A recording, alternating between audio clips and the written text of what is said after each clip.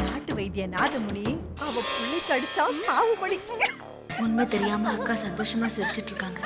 நான் எப்படி அவங்க சந்தோஷத்தை கழிக்கிறது? அப்புறம் அங்கிளும் நானும் டாய்ஸ் கடைக்கு போனோமா, கடையில என்ன காட்டி உங்க பையனான்னு ஒருத்தர் கேட்டாரு. அதுக்கு உங்க அங்கிள் என்ன சொன்னாரு? ஆமான்னு சொல்லிட்டாரு. அப்பாதான் 2 மாசம் போகட்டும், அப்புறம் கொண்டு வந்து விடுறேன்னு சொன்னாரு. அது எந்த இடம்டா? அது அண்ணாதை இல்ல. லக்ஷ்மி கடவுள் வினோதமானவன். சில சமயம் பிரச்சனைய ஒருத்தருக்கும் அதனால ஏற்படுற துன்பத்தை இன்னொருத்தருக்குன்னு எழுதி வச்சுட்டு போயிடுவான். அந்த கடவுள் ஏன் அப்படி செய்றாங்கிற கேள்விக்கு எந்த பதிலும் கிடையாது. பிரச்சனை தேன்மொழிக்கு, துன்பம் உனக்கு. இதுதான் விதின்னா இடையில நான் எப்படி மாத்த முடியும்? எதுவுமே மாறாதுன்னா கோயில் எதுக்கு, கடவுள் எதுக்கு? நாங்க எதுக்காக அவங்கள வணங்கணும்? நீ இந்த கேள்வி பதில் சொல்றனா எல்லாமே ஏற்கனவே தீர்மானிக்கப்பட்டது. இந்த பூமியும் மனுஷனையும் படிச்சது கடவுள்னா கடவுளை படிச்சது யாருன்னு இன்னொரு கேள்வி வரும். கடவுளுக்கு மேல ஒரு சக்தி இருக்குன்னா அதுதான் கடவுள்னா அந்த சக்தியை படைச்சது யாருன்னு அதுக்கு அடுத்த கேள்வி தயாரா இருக்கு. ஒரு கேள்விக்கு கிடைக்கிற பதில் அடுத்த கேள்விக்கான ஆதாரம். அதுக்கு முடிவே இல்லை. கேள்வியும் பதிலும் தீர்ந்து போற மைய புள்ளியிலே தான் கடவுள் இருக்காரு. அத உன்ன மாதிரி சாதாரண மனுஷங்க மட்டும் இல்லை, என்ன மாதிரி ஞானிகளாலும் புரிஞ்சுக்க முடியாது. உனக்கு எது விதிக்கப்பட்டிருக்கோ அதுல திருப்திப்பட்டுக்கோ. என்ன சொல்றீங்க? லக்ஷ்மி, நீ இப்ப குழப்பத்துல இருக்க.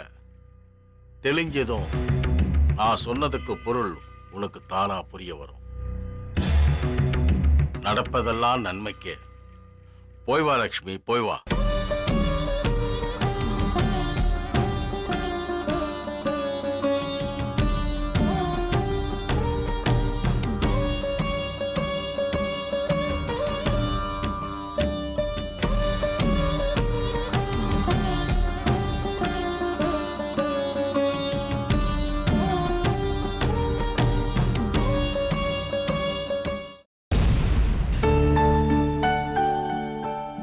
Latchu, good morning uncle.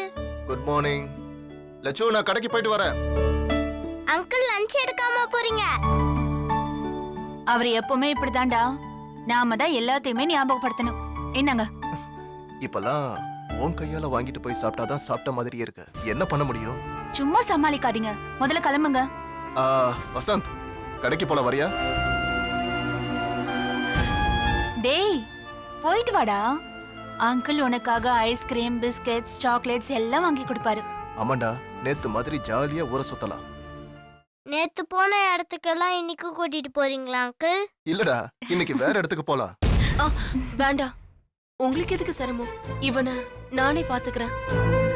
ஏன் சித்ரா, அவர் கூட போயிட்டு வரட்டுமே. அதுக்கு இல்லக்கா, நேத்து இவரு எங்கெல்லாம் கூட்டிட்டு போனார்னு வசந்த் சொன்னான். அதான் எங்களால அவருக்கு சிரமம் வேண்டான்னு பாக்குறேன். அப்படி எங்கங்க அவனை கூட்டிட்டு போனீங்க? அது நேத்து கோயம்புத்தூருக்கு போயிட்டு அப்படியே ஷாப்பிங் மால் கூட்டிட்டு போயிருக்காரு. இவன் டாய்ஸ் எல்லாம் வாங்கியிருக்கான். இதெல்லாம் தேவையில்லாத வேலை தானக்கா. என்னைக்கோ ஒரு நாள், அதுவும் இவர் அதிசயமா கூட்டிட்டு போயிருக்காரு. விடு சித்ரா.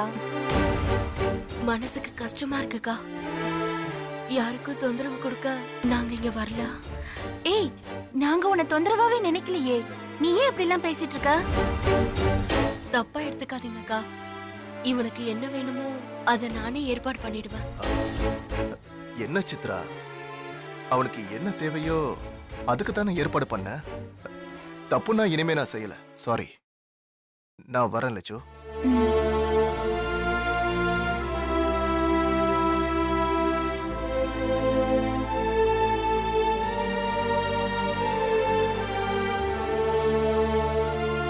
என்ன சித்ரா, நீ இப்படி பேசிட்ட? அவரு மனசு கஷ்டப்பட்டுட்டு போறாரு பாவம். நீ பேசினது எனக்கே ரொம்ப கஷ்டமா இருந்தது. வசந்த், மேல போ.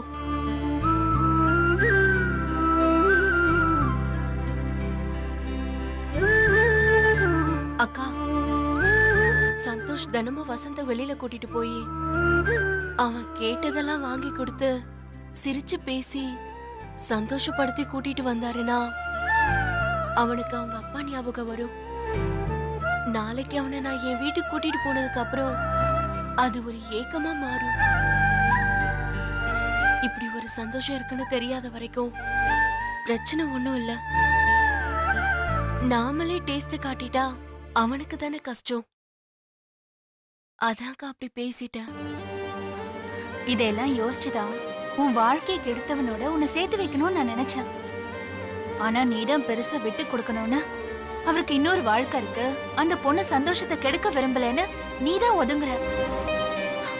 இப்போ உன்னை கெட்டு போகல சித்ரா. அந்த ஆள் யாருன்னு மட்டும் சொல்லு, நியாயத்தை நான் கேக்குறேன். அக்கா, அது முடிஞ்சு போன கதை, விட்டுருங்க ப்ளீஸ்.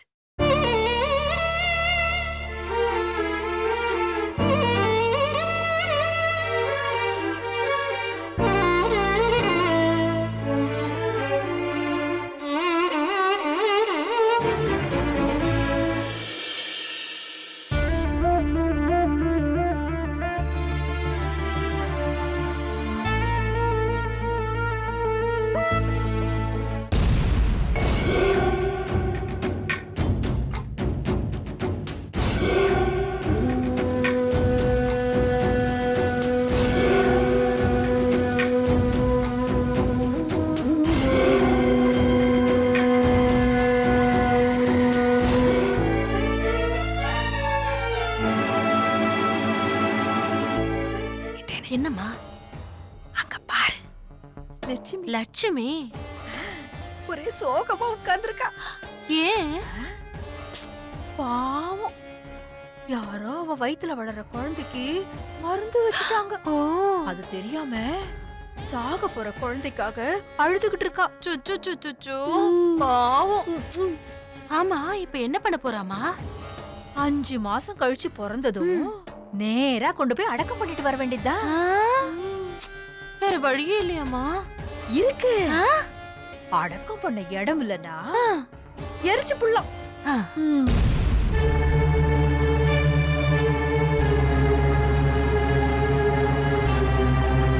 லக்ஷ்மி, லக்ஷ்மி, லக்ஷ்மி. அத்த, எப்போ வந்தீங்க? உன் நினைப்பு எங்க இருக்கு? நான் வந்ததையும் கவனிக்கல, நான் கூப்பிட்டதையும் கவனிக்கல. அப்படி என்னம்மா யோசனை பண்ற? அது ஒண்ணும் இல்ல அத்த. ஏதோ இருக்கு. ஹாஸ்பிட்டலுக்கு போயிட்டு வந்ததுல இருந்தே நீ சரியில்லை. எதையும் என்கிட்ட மறைக்காதம்மா, எனக்கு கஷ்டமா இருக்கு.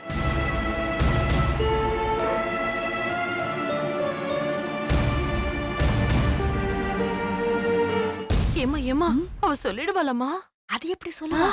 இன்னும் 5 மாசத்துக்கு புள்ளத்தாச்சின்னு கொண்டாடுவாங்க. பெருமையை இப்பவே போட்டு உடைப்பாளா? என்ன லக்ஷ்மி, பதிலே பேச மாட்டேங்கிற? அத்த, நான் உங்ககிட்ட ஒரு விஷயத்த மறைச்சிட்டேன். அம்மா அம்மா, சொல்லிடுவா போல இருக்கேம்மா. சொன்னா அடுத்த நிமிஷத்துல இருந்து நீ தாண்டி இந்த வீட்டு மகாராணி. அம்மாடி. அப்ப இப்பவே சொல்லி தொலைக்கட்டும். லக்ஷ்மி, நமக்குள்ள எந்த ஒளிவு மறைவும் வேண்டாம். சொல்லுமா, என்னவா இருந்தாலும் பரவாயில்ல. இல்ல, எப்படி ஆரம்பிக்கிறதுன்னு தெரியல. லக்ஷ்மி, எதுவா இருந்தாலும் பரவாயில்ல, சொல்லு. அடி பாவி, சீக்கிரம் சொல்லி தொலைக்காம அப்படியே ரப்பர் மாதிரி எழுங்குறா பாரு. மா மாமாமா, நான் வேணா போய் எல்லா உண்மையை போட்டு உடைச்சிருவா. அடி அறிவு கட்டவளே, இந்த விஷயம் உனக்கு எப்படி தெரிஞ்சதுன்னு கேட்டா என்னடி சொல்ல? பொறுமையா இரு. தானா தெரியற உண்மைக்கு தான் வலிமை அதிகம். ஏமா, அது எப்ப தெரியறது? பாருமா, அவ வாயை திறக்கவே மாட்டேங்கிறான். சொல்லுமா. குடும்பத்தோட வாரிசு பிரச்சனை அத்தை. அப்பா ஏமா மேட்ருக்கு வந்துட்டா. ஏய் லட்சுமி லட்சுமி சொல்லுடி சொல்லுடி. ஆமா அத்தை, நம்ம குடும்பத்துக்கு புத்திர தோஷம் இருக்கா. என்ன என்னம்மா? 60ஆம் கல்யாணத்துக்கு சாமி வந்தப்பவே ஏதோ ஆபத்து இருக்குன்னு சொன்னாரு. நேத்து நான் அவரை திரும்பவும் போய் பார்த்தேன். அப்பவும் அதே தான் சொல்றாரு. என்னம்மா அப்படியே யூ டர்ன் போட்டு வண்டிய வேற எங்கேயும் இழுத்துட்டு போறா? போகட்டும் போகட்டும், கடைசியில எங்க நிக்குதுன்னு பாப்போம். நான் அவர்கிட்ட என்ன ஆபத்து சொல்லுங்கன்னு கேட்டதுக்கு அவரு நம்ம குடும்பத்துக்கு புத்திர தோஷம் இருக்குன்னு சொன்னாரு. அவ்வளவுதானம்மா, இதுக்கே பயப்படுற? இதுக்கெல்லாம் பரிகாரம் இருக்குமா? நாளைக்கே நல்ல ஜோசியரா பார்த்து பரிகாரம் பண்ணிடலாம். நீ மனசை போட்டு குழப்பிக்காத. இல்லத்த, அது வந்து உன் மனசை அரிச்சிட்டு இருக்கிற பிரச்சனை இதுதானே? ஆமாத்த. என்கிட்ட சொல்லிட்டல, நீ கவலையெல்லாம் தூக்கி எறிஞ்சிட்டு சந்தோஷமா இரு. எல்லாத்தையும் நான் பாத்துக்கிறேன்.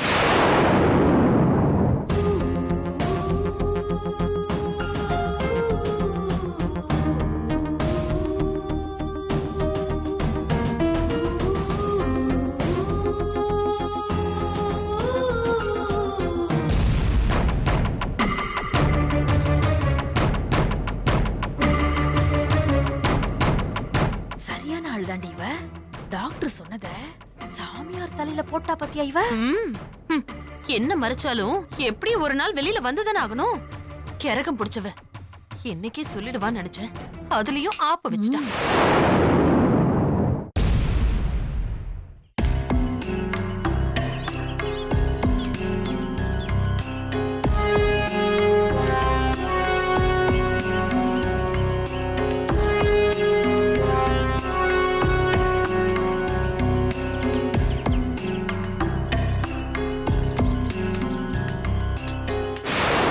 நீ என்ன அனாதையா? உனக்காக பேச யாரும் வரமாட்டாங்கன்னு நினைச்சிட்டானா? எந்த தைரியத்துலடி உன் புருஷன் இன்னொரு கல்யாணம் பண்ணிக்க அலையறான்? உன் மேல பழிய சுமத்தி ஓரமா உட்கார வச்சுட்டா அவன் இஷ்டத்துக்கு எப்படி வேணாலும் நடந்துப்பான். நாம கேட்க மாட்டோம்னு நினைச்சிட்டானா? 2 பேரும் பிரிஞ்சிருக்கிற இடைவெளியில உன்னை அவன் புரிஞ்சுக்க சந்தர்ப்பம் கிடைக்கும்னு தான் நான் விட்டு வச்சேன். அந்த சந்தர்ப்பத்தை பயன்படுத்தி இன்னொருத்தி கழுத்துல தாலி கட்டி கூட்டிட்டு வர முயற்சி பண்ணா அப்பவும் வாயில விரல வச்சுக்கிட்டு வேடிக்கை பாப்போமா? அக்கா, எதுக்கு இப்ப இவ்ளோ கோவப்படுற? உன் வாழ்க்கைய பத்தி உனக்கு அக்கறை இல்லாம இருக்கலாம், ஆனா எனக்கு இருக்கு. என்கிட்ட எதுவும் சொல்லக்கூடாதுன்னு நீ வாயை மூடிட்டு இருக்க. ஆனா என் காதுக்கு எல்லா நியூஸும் வந்துட்டு இருக்குடி. மத்தவங்க மூலமா தான் உன்னை பத்தி நான் தெரிஞ்சுக்கணுமா? அந்த கும்பல் பொண்ணு பார்க்க போன வீட்டுக்கு நீ தனியா போயிருக்க. என்கிட்ட ஒரு வார்த்தை சொன்னா நான் அதை கவனிச்சுக்க மாட்டேனா? அக்கா, எதையும் தனியா சந்திக்கிற தைரியம் எனக்கு இருக்குக்கா. அது உங்ககிட்ட இருந்து தான் நான் கத்துக்கிட்டேன். இத பாரு, உன் பிரச்சனைய நீயே பாத்துக்கோமா. ஆனா என்கிட்ட ஒரு வார்த்தை சொல்லிட்டு செய்யு.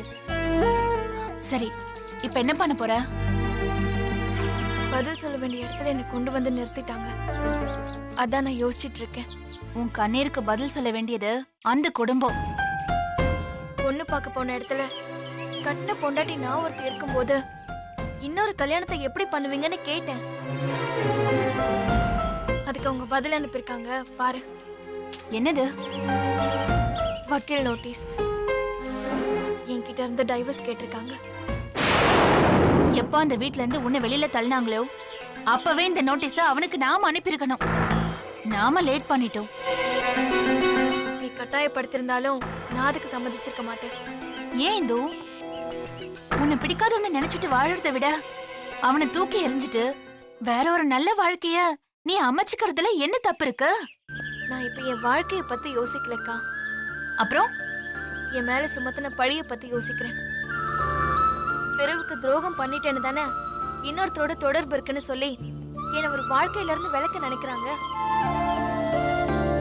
நான் அவர் கூட வாழ்றது, என்ன அவர் புரிஞ்சுக்கிறது எல்லாமே 2ஆம் பட்சம்தான். என் மேல தப்பு இல்ல, நான் நிரப்புறாதுன்னு நிரூபிக்கணும். டைவர்ஸ் கொடுத்துட்டா அதுக்கு அவசியம் இல்லாமலே போயிடும்க்கா. அதுக்கு நான் மியூச்சுவலா போக சம்மதம் இல்லைன்னு பதில் நோட்டீஸ் அனுப்ப போறேன். எதா இருந்தாலும் அவங்க கோர்ட்ல வந்து பாத்துக்கிட்டோம். இங்க பாரு, நீ தப்பானவன்னு நிரூபிக்க அவங்க கிட்ட இப்ப ஆதாரம் இருக்கு. நீ மியூச்சுவலா போலனாலும் அவங்களால டைவர்ஸ் வாங்க முடியும் இந்து. முடியாதுக்கா. அதுக்கு என்கிட்ட வேற ஒரு பிளான் இருக்கு.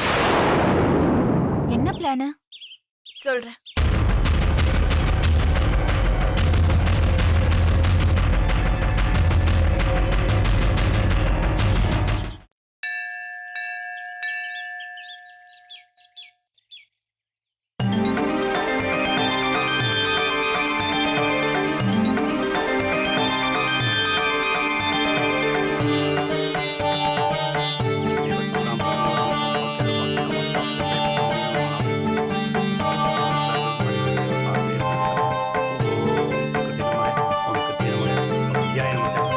சாமி, என் மனசுல இருக்கிற குறைய சம்பந்தப்பட்டவங்க கிட்ட சொல்லவும் முடியல, மனசுக்குள்ளேயும் வச்சுக்கிட்டு சாதாரணமா இருக்க முடியல.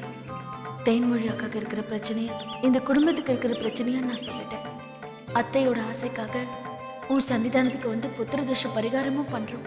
இனிமே எங்க 2 பேர் வயதுல வளர்ற குழந்தைக்கு நீதாமா பொறுப்பு.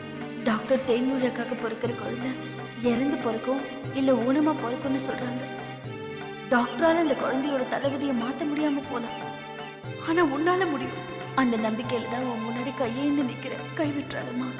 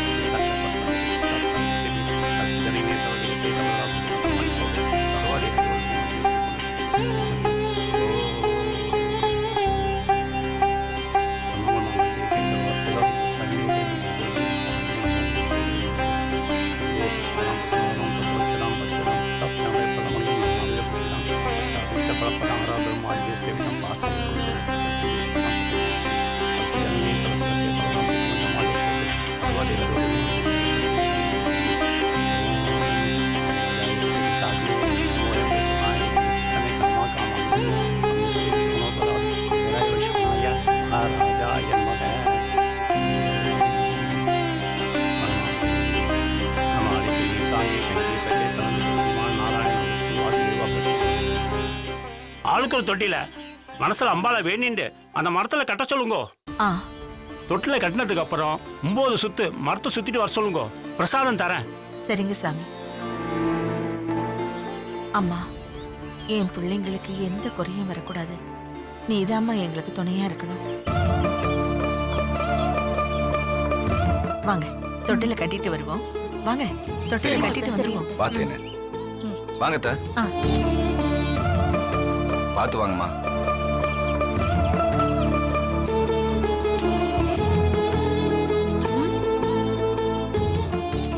சாமி கிட்ட என்னடி வேண்டிக்கிட்ட? வயித்து புள்ளக்காரி உன் வாசல்ல நின்னு கண்ணீர் விட்டு கதறான்னு மனசு இறங்கி ஏன் தலையில இடி இறக்கி வச்சிடாத. இந்த தடவை அந்த குழந்தை தலையில என்ன எழுதியிருக்கோ அதை அப்படியே விட்டுடு. உனக்கு புண்ணியமா போகணும் வேண்டிக்கிட்டம்மா. நானும் அதே தண்ணி வேண்டிக்கிட்டேன். ஊனமா பிறக்கிறத விட ஒரு ஏடியா எடுத்துக்கிறதா நல்லது. அவளை ரொம்ப வேதனைப்படுத்திடாத. என்ன இருந்தாலும் அவளும் ஒரு பொண்ணு தானேன்னு வேண்டிக்கிட்டேன். சரி, கூப்பிட போறாரு. வா. பாத்து பாத்தேன்னு. தேனு, இத நீ கட்டு. அத்தை, நான் எதுக்கு கட்டணும்? லக்ஷ்மி தானே பிரச்சனைன்னு சொன்னா. அப்படிலாம் சொல்லக்கூடாதும்மா. புத்திர தோஷம் நம்ம குடும்பத்துக்கு, லக்ஷ்மிக்கு மட்டும் இல்ல, உங்க 2 பேருக்குமே நல்லபடியா பிரசவம் நடக்கணும்னு நான் அம்மன் கிட்ட வேண்டிட்டு இருக்கேன். நீ கட்டுமா.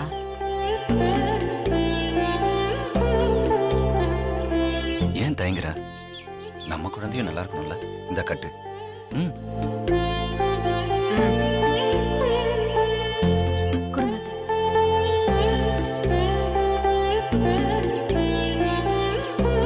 குழந்தை நல்லபடியா பிறக்கணும்னு மனசுல வேண்டிக்கிட்டு கட்டு.